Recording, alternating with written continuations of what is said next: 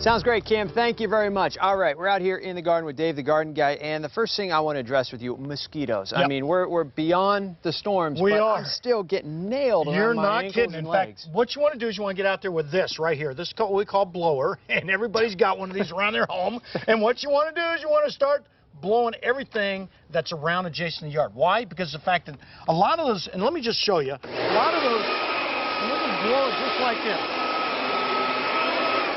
Because yeah, what does that do? a thimble full of water will basically allow, that's it. That's all that's required. In fact, I've got a little example right over here. There's just a small cupped leaf right here. You can see it, and there's just a little bit of water in there, and this is real important. You can see it right there. That needs to be disturbed. That needs to be turned over. That's enough for a That's mosquito? enough for Wow. mosquito larvae. It is incredible. Right in there, underneath this pot right there, you see that saucer right there? You see how sealed that up is? Mm-hmm. That has mosquitoes in it right now. So what we do is we take this blower again, blow underneath that saucer, and also blew that bucket that had a little bit of water in it. And you need to get this water dispersed into the soil as quickly as possible, get that soil dried out, and make sure there's no, and I mean no, standing water. Here's a perfect example. Right. We found this out here. We've used this quite a bit.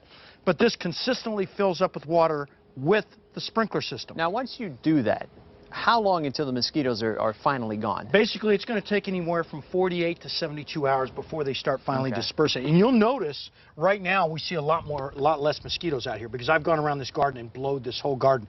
Even underneath this deck where it was accumulating Just a lot of water. everywhere. Everywhere. Anywhere there's trash or anything along those lines that can accumulate water, you're going to have to really blow it and make sure that you get rid of that water. And by dispersing that water into the soil, of course, it's going to dry out a lot faster, which means no more mosquitoes. Good point. All right, now let's talk about ryegrass. It's that time of the year to start cutting things down, huh? Yep, and what we've done already, we've already cut this lawn down, and we've made it so that you've got seed to soil contact. If you look right here, you can see these small seeds in here, Ryan, and these seeds are laying on top of bare soil. Now, this is a little extreme because we get a lot of shade in here, but remember now, folks, you need to make sure that your lawn is not overseeded about once every 3 to 4 years. That way you're not going to have a real problem with the lawn transitioning out and not having that Bermuda grass lawn during the summertime. So what we do, we put down what we call perennial rice seed. It's right here, and you can see it. We put down 1 to 2 pounds per 100 square feet, and that's it right there. This is what you want to use, Ryan.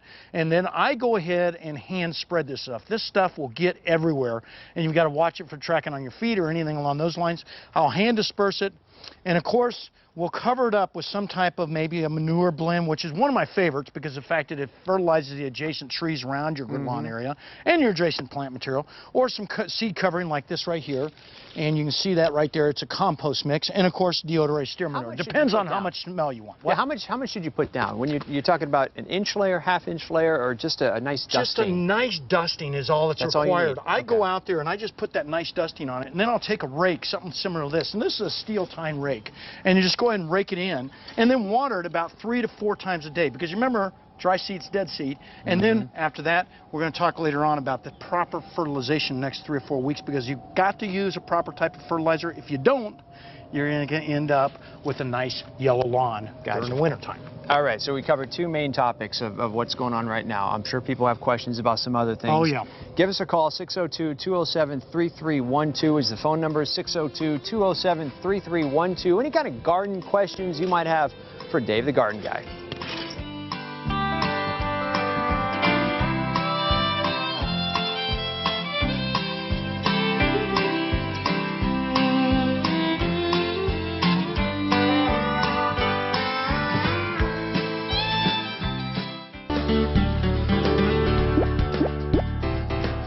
We're back taking your garden questions this morning. Linda, good morning. You're our first caller. Good Linda, morning. good morning. The reason I'm calling is I have 2 young orange trees. Yes, ma'am. Is it too late for me to fertilize them? No, you want to fertilize them right now. In fact, what you want to do is you want to fertilize most of your plants and, of course, your shrubs throughout.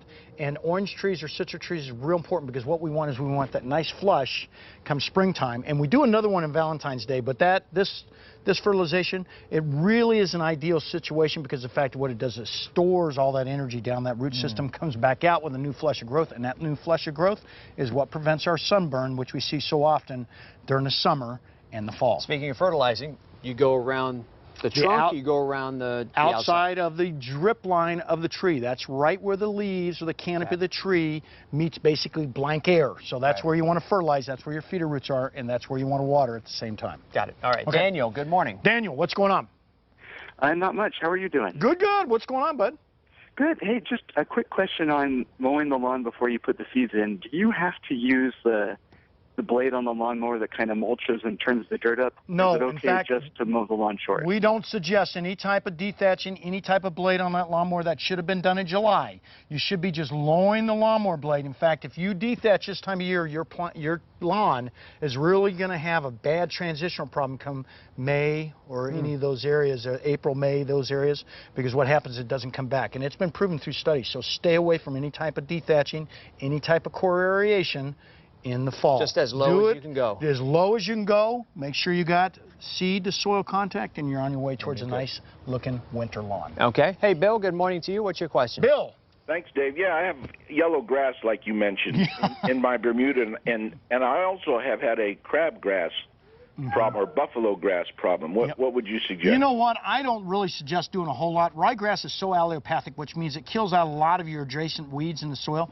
Go ahead and lower that lawnmower as much as possible. You're going to be wasting your time and money, of course, if you try to kill it this time of year. Lower it, put the ryegrass seed in, and you should be in real good shape for coming up for the springtime and getting rid of a lot of that weed seed in the soil. And it's been proven it does destroy weed seed in the soil. By keeping that ryegrass in and putting in a ryegrass lawn during the winter, a lot of times if you do it right during that transition, you have a nice, healthy, what we call summertime Bermuda lawn. Good tips. Always good tips. Very good. Thank you very much. Thank you very much, All right. and we'll see you next If you have any questions, Dave will be here next Sunday. More Good Morning Arizona coming up after the break. Real life on the farm is kind